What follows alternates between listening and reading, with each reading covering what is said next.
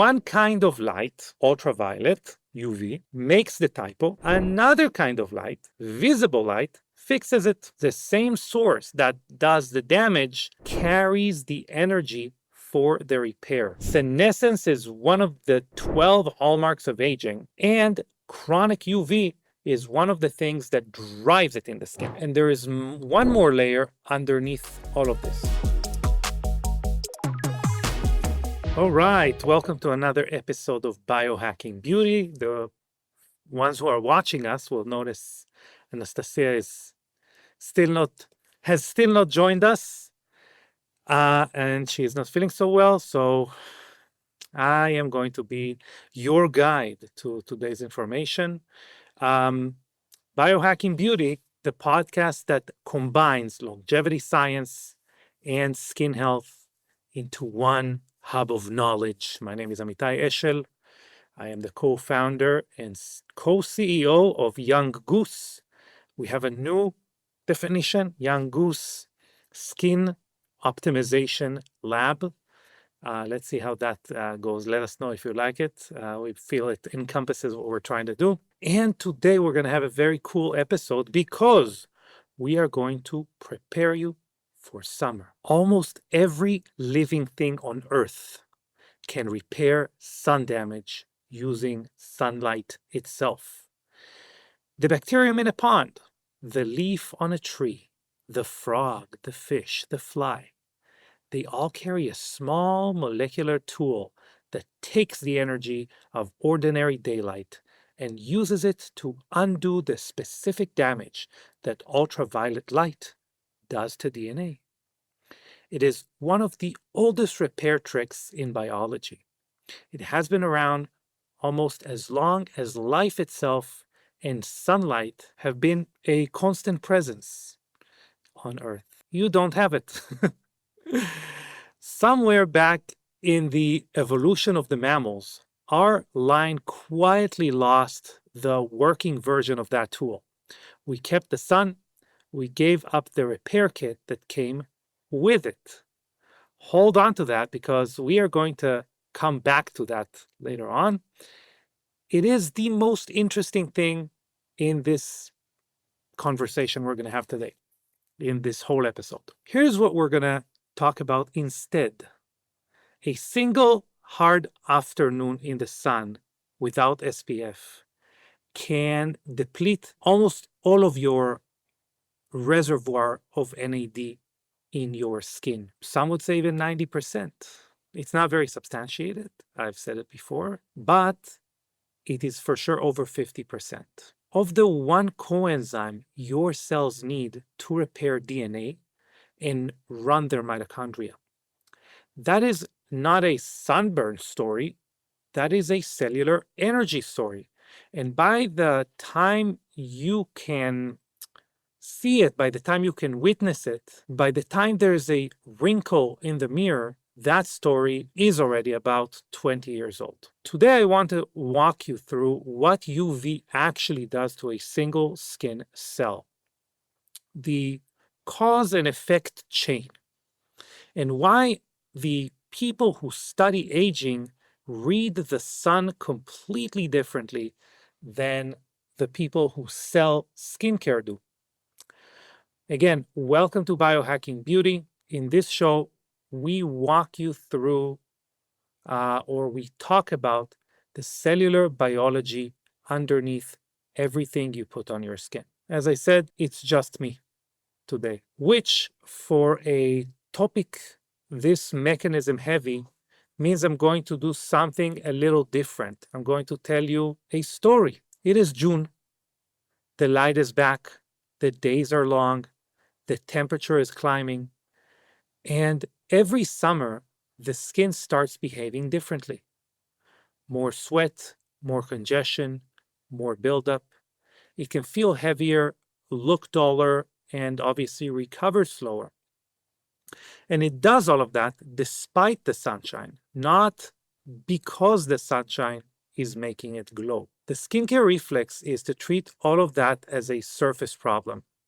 Better cleanser, lighter moisturizer, an exfoliant, cool it down, control the shine, and we're done. By the way, this is, if you want to get a spoiler alert, the next wave of K-beauty would be ingredients that cool or heat up the skin depending on the seasons. But that's not what is happening underneath. That's not what is going to change underneath. Underneath, your skin is carrying a different cellular load. And one molecule sits in the middle of all of that, NAD+. Here's the shape of the next 20 minutes. 3 movements. What UV does to NAD+, we're going to call it NAD, what it does to your DNA, and why the longevity field treats the sun as one of the biggest levers you have, not a wrinkle machine. Let's start with NAD. NAD is a coenzyme, and a coenzyme is just a helper molecule. You've heard us talk about NAD many times in the past. The enzymes are the workers. They build things. They break things down. They copy DNA, carry signals. But a lot of them can't do their job without a partner molecule to grab onto. By the way, longtime listeners, if you remember, vitamin C helps build collagen, for example. It's a cofactor. NAD is the busiest partner in your biology.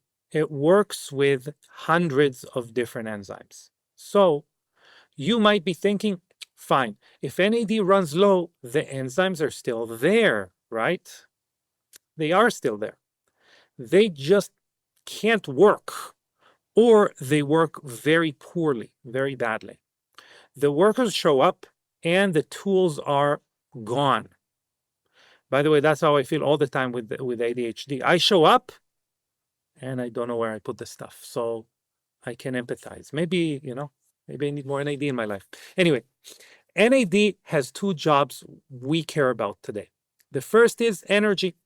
NAD shuttles electrons through the energy machinery of the cell. Glycolysis and the TCA cycle, oxidative phosphorylation. That chain ends in ATP, which is the actual energy currency of the cell. Everything your skin does costs ATP. Everything in your body costs ATP. Repairing the barrier, making collagen, handling oxidative stress, building or repairing blood vessels. Really, anything costs an amount of ATP. NAD also fuels the enzymes that protect and repair your DNA. There are about 14 different ones, but there are 2 families that I want us to focus on. First are sirtuins, SIRT1 all the way up to SIRT7, which are the cell's management team. I normally call them the police of the DNA. They run DNA repair and stress response. The second ones are what are called PARP1 or PARP1. The first responder that shows up in the instance or instant DNA gets nicked. I call them not the police. I call them the fire department of your DNA. PARP1 burns through enormous amounts of NAD to do its repair. And by the way, maybe I'll touch on it later, it gets prioritized off of sirtuins. So the same pool of NAD fuels your energy and your repair at the same time. It's the same gas tank for that matter. Normally, that's fine. Your cells rebuild NAD pretty continuously. Again, your body can recycle about 2 grams of NAD a day. It does it through something called the salvage pathway. I actually wrote an article called the niacinamide dichotomy, which talks a lot about it. I call it the toll booth, cellular toll booth. But anyway, that enzyme is called NAMPT, and day to day, supply keeps up with demand. Then, guess what shows up? UV shows up. And it does 2 things that compound. The first is on the demand side. UV photons hit the skin and throw off reactive oxygen species, or ROS, which you would probably find it being referred a lot as free radicals. That's really interchangeable. It's the same thing. They damage everything they touch, including DNA. By the way, a lot of the things at the end of the day are going to be referred back to that ROS, okay? A lot of the damage that your skin, your DNA is experiencing throughout your body, the same way we're saying, hey, everything happens and then you get ATP, everything happens and then you get free radicals. Anyway, including your DNA. Single strand breaks or fusion pile up. PARP 1 sees that mess and basically immediately goes to work. And every repair that happens is demanding more and more NAD. It spends NAD. The second thing is on the supply side. UV also damages NAD directly, and it knocks out some of the salvage enzymes that an MPT that would replace it. So at the exact moment demand spikes, the supply chain gets cut. The recycling plant basically gets hit. At the same time, the trash output triples. Exactly like my 2-year-old. Every time I have something important, a call, whatever, suddenly there is an urgent demand to address the fact that he's drawing on our wall or something like that. Anyway, and that is how you get the number. So published research shows that under intense UV, skin NAD can basically be depleted almost completely, or the reservoir of NAD can really plummet dramatically. Some say 90%, some say 50%. That's not a dip. That's a near total collapse of the molecule that powers both repair and energy. So what does the cell do? It triages. It protects survival first, because if ATP stops, the cell dies. So it keeps the light on and it lets the longer tail work slide. Repair gets sloppier. By the way, it gets it's not that it gets sloppier, it gets shorter processes are getting prioritized. If you remember us talking about Morpheus 8, for example, we're saying when a person is older and they're getting such a high level of stimulation of damage that triggers repair, the body doesn't have the ability to handle that as well. So it prioritizes shorter processes, for example, like fibrotic tissue, like scarring, which is a faster way to make collagen rather than more youthful collagen. But going back to the story, inflammation immediately in this scenario goes up, because inflammation is what a cell reaches for when it cannot keep order. The sirtuins, which I mentioned before, they go quiet because they have no NAD to run on. If you remember, I referred to it before, that PARP 1 gets prioritized. The cell basically is in a burnout. Okay, the lights are barely on. Let's say it's not doing its best work. And that is actually what you see. The dullness, the slow turnover, the heaviness, the summer skin that looks tired even when you slept. The way any procedure or insult takes longer to bounce back from in that proverbial July. Your skin doesn't have a wrinkle specific problem in the summer. Think of it as the fact that it has an ATP and a DNA repair problem. And it gets worse because NAD does not only fall from the sun, it also falls with age. The published numbers have it dropping by about 50% between age 20 and the 40 to 60 range.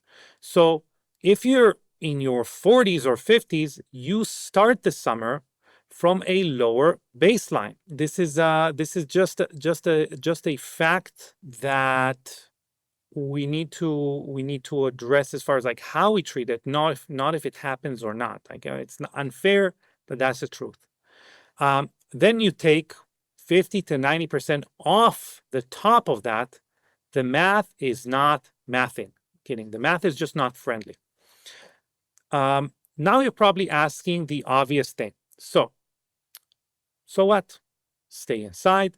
No. Sun is essential. Light is essential. Vitamin D is essential. The question is whether you can support the system that is taking the hit while you take the sun. The answer is yes, but I'm going to make you wait for the practical part because there is a second half to the damage.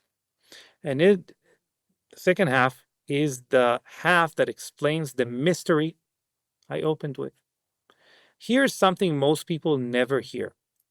Every cell in your body takes on the order of tens of thousands of DNA lesions every single day, just from being alive. The only reason that is not a daily catastrophe is that you have an extraordinary set of DNA repair pathways, some of the most ancient machinery you own.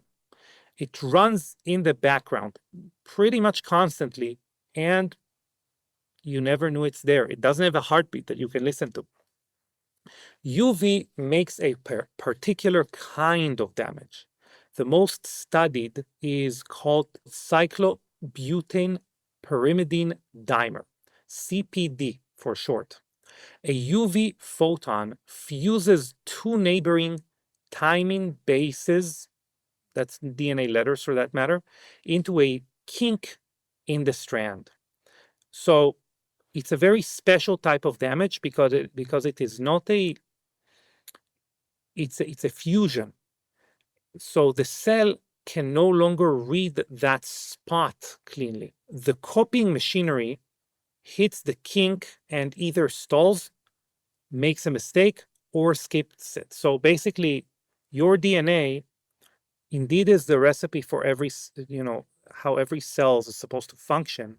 However, that is in like this ancient language, and for your body to actually act on it, it needs to get translated, or the specific segments of that are useful for that specific, software that's running, create collagen or create pigment or whatever that is, gets translated, that becomes RNA, then it becomes,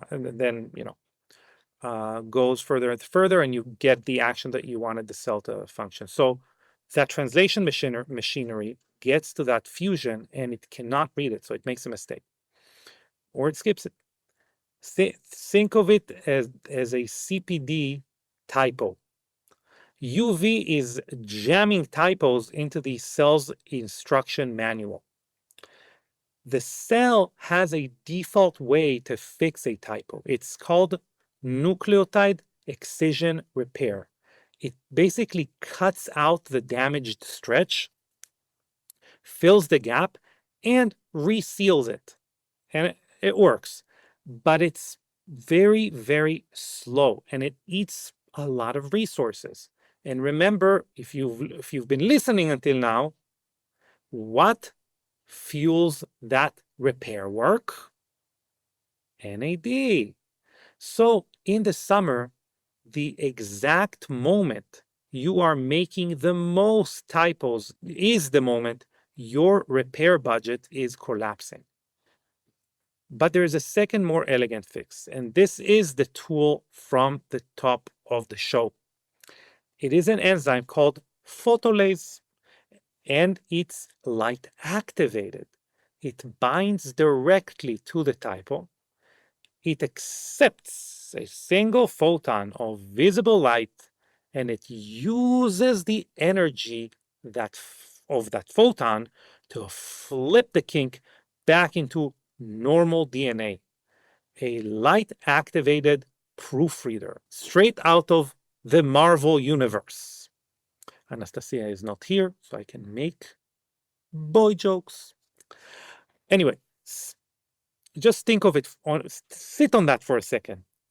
One kind of light, ultraviolet, UV, makes the typo. Another kind of light, visible light, fixes it. The same source that does the damage carries the energy for the repair.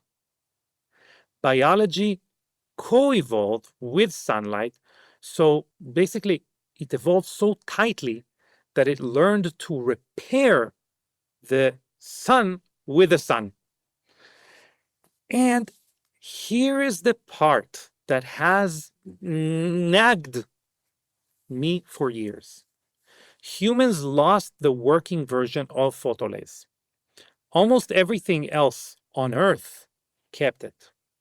We run on the slow default pathway constantly. Instead, we are the creatures that walked out into the most sunlight and gave up the elegant tool for handling it. Nobody can fully tell you why, but that is the puzzle I do not want to get. I don't want it to be the finish of this episode, the end of this episode. Here is what we can do. Photolase can be delivered to the skin topically. And in the published research, it stays active when it is paired with light. That is the entire design behind a product that we made called L.A.D.R, L.A.D.R. The name, by the way, is also it's like a pun on the fact that the DNA is designed like a ladder, but it stands for light activated DNA repair. You should be applying it 3 to 10 minutes before red light or going out to the sun. And the light is what switches the photolase on. On the consumer side, I will say it supports the look of skin recovering from sun exposure. I will not tell you it repairs your DNA because that is a drug claim and we do not cross that line. Okay? But the mechanism is real and it's very well covered in literature. There's a lot of publications about it. But the claim that we're making here is staying cosmetic safe, although we're running some very interesting studies around that.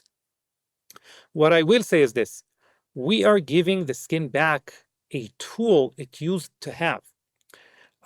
Now connect that to the first half of the show. Depleted NAD means slower PARP answer to and repair. Slower repair means damage that doesn't get fixed in real time. Some of it gets carried even into daughter cells.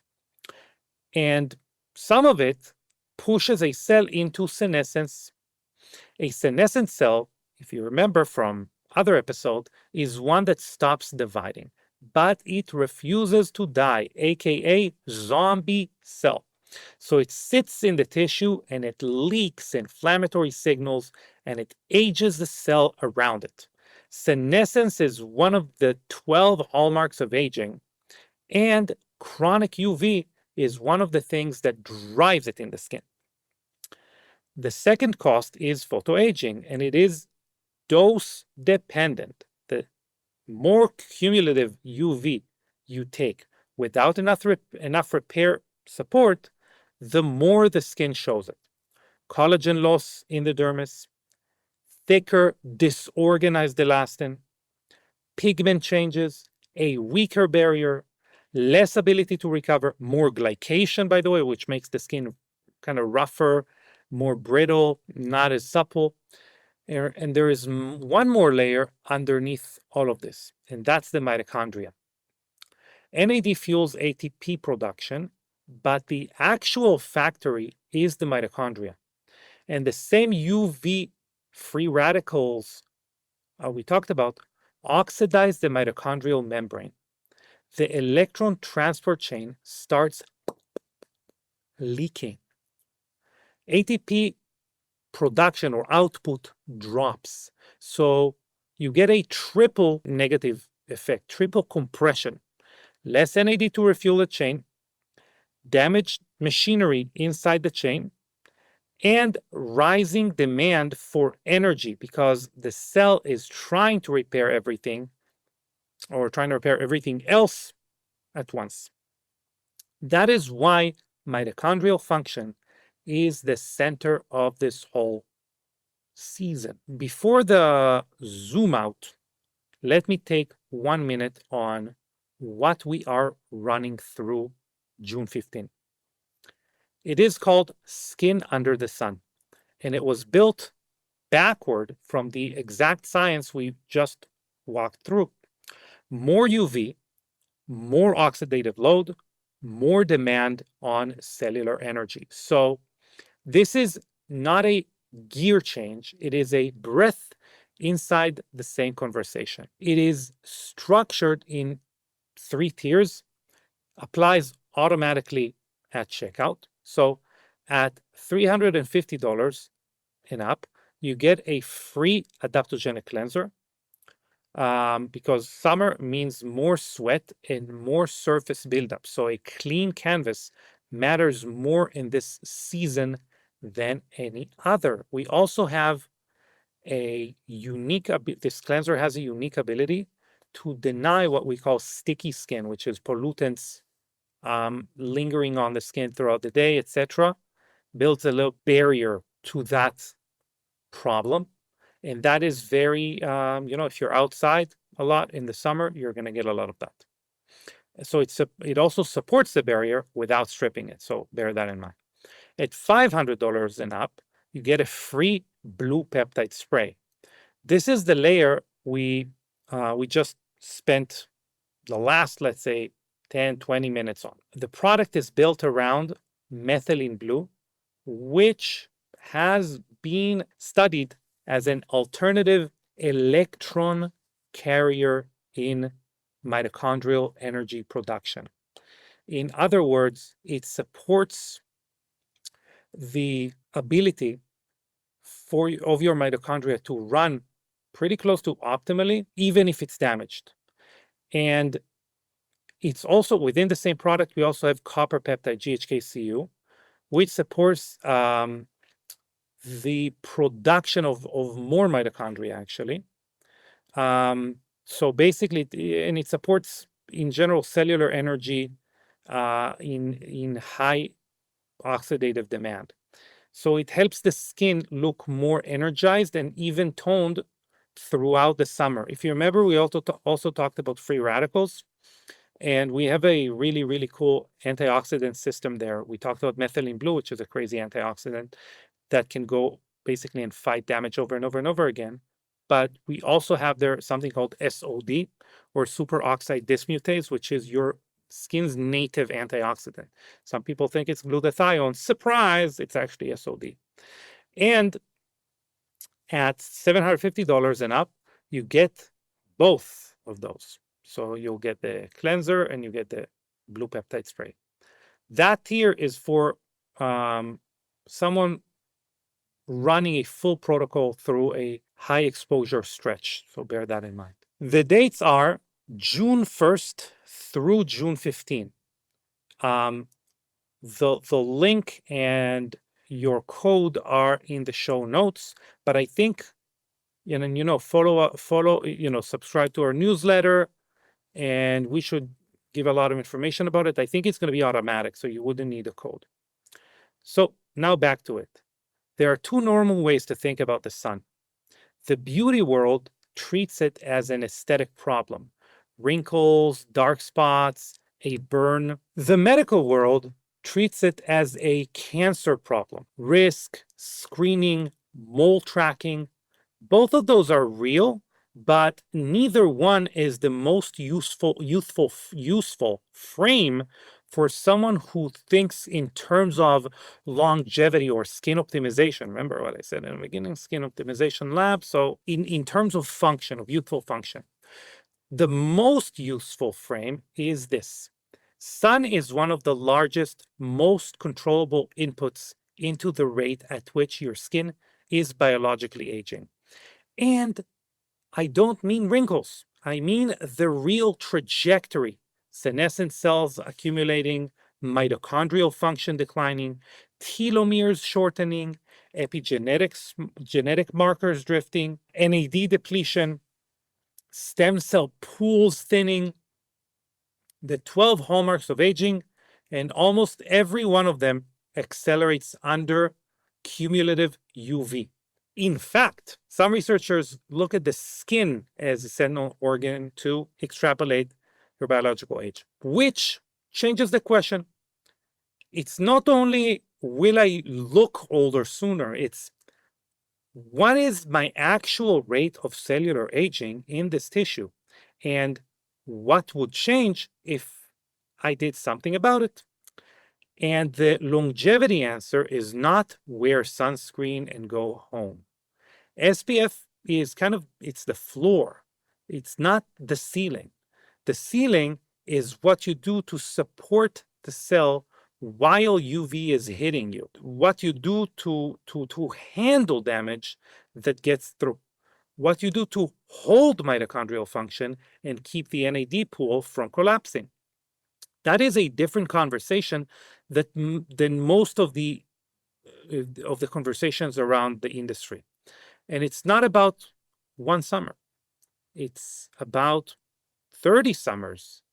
There's a lifetime dose of UV, and there is a lifetime dose of repair capacity. Every year, you support the machinery that handles UV stress is a year you do not let the damage compound. Damage compounds, but support also compounds. This is where it gets actually personal for me. The real question is not what your skin looks like at 35.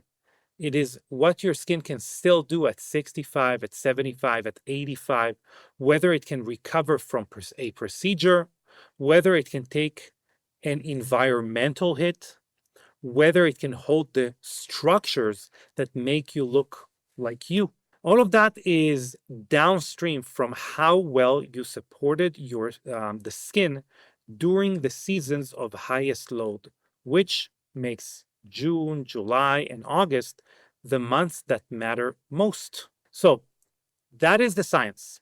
Now, let me give you what to actually do. So here are 5 moves, protocol level, and I'm only going to name a product where it is the cleanest expression of the move, because I don't want this to turn into a commercial more than what I did already, but hear me out. So move 1 is the morning foundation. Clearly, SPF is non-negotiable. Mineral SPF applied generously and reapplying every 2 hours in active sun, okay?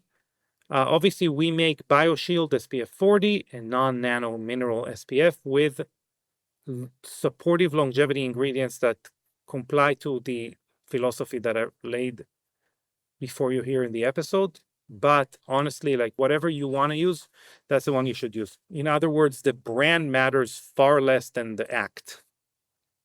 If you're walking out of your door in June without SPF, that is the single highest leverage thing to fix this week. Move number 2 is the layer most people skip. Add a step that supports the cellular machinery taking the load. So most people use SPF and moisturizer and basically stop there. They don't use anything, they basically with nothing for the energy system underneath. Our version is blue peptide spray. So methylene blue plus copper peptide plus NAD Apex, which is our proprietary NAD boosting complex, and superoxide dismutase, which is a light mist before you put your serum or moisturizer.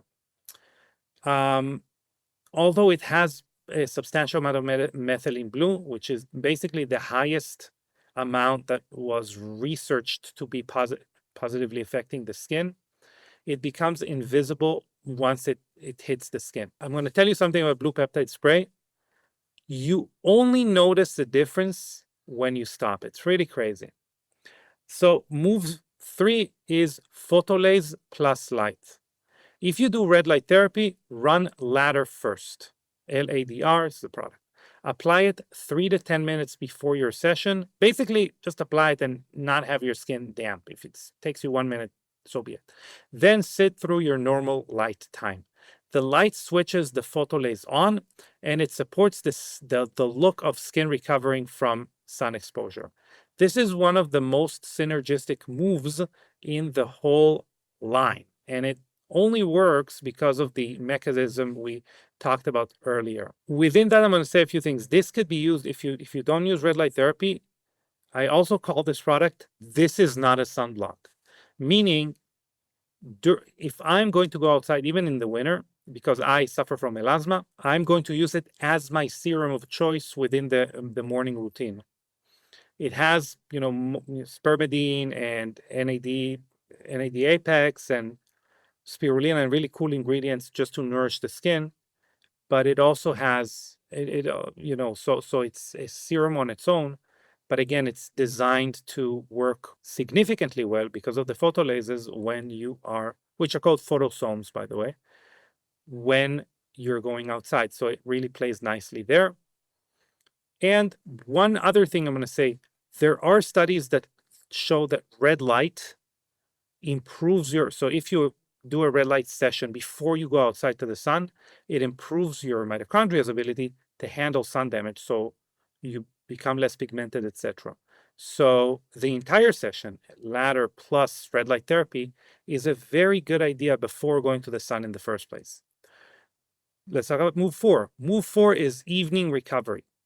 The cell does its repair at night. So sleep is the single largest recovery intervention you have. 7.5 to 8.5 hours, consistent bedtime, cool, dark room. And evening is also where your NAD support layer is the most important. For us, it's Youth Reset Serum and Youth Daily Moisturizer, which are built around NAD Apex with spermidine and copper peptides. Actually, these are what we call designer peptides. We've designed copper peptides in a way that is significantly easier to work with, much more stable, etc. So it can live with other ingredients that are good for you, like ergothioneine, which is mitochondria-specific antioxidant, which would make sense to you all, why it's really good to use. We'll talk about it in another time.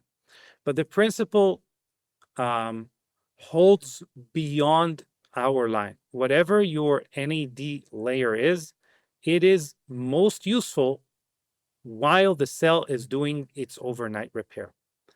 And move 5, the bonus. Do not skip antioxidants in the morning. I mentioned ergothioneine, but also vitamin C and resveratrol. These give the skin a head start on the free radical damage assault UV is going to generate later in the day. This is extremely well studied and very easy. So that's the list. SPF, mitochondrial support, photolase, which are called photosomes, plus light. If you do that, evening specifically focus on NAD heavy support, and morning antioxidants like methylene blue, ergothioneine, everything that resveratrol that you mentioned. You can run all 5 in well under 10 minutes a day. It might take double if you do it twice a day. And that's the protocol. So that's the episode. Thank you for being here. And on Anastasia's behalf, thank you as well. She will be back in this chair next week. If you take one thing from this conversation, take this. Sun is not a wrinkle problem. It is a cellular energy and a DNA repair problem. And you can support both of those systems while still living your summer. We walked out into all that light and we lost the elegant little tool that fixes sunlight with sunlight. That part of the story does not have a happy ending built in. But we are not helpless about it.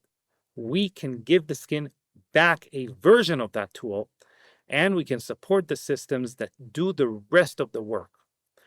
That is the whole point of treating the sun as a longevity question instead of a wrinkle question. If you want to go deeper, the Younggoose protocol library on younggoose.com has a full breakdown of L.A.D.R with photobiomodulation, the NAD Apex science behind Youth Reset and Youth Daily and all the youth products, and the blue peptide spray protocol. The June campaign runs through June 15th, and the link is in the show notes. Next week will be a whole new episode. Tune in, and we'll see you next time. Thank you very much. Take care.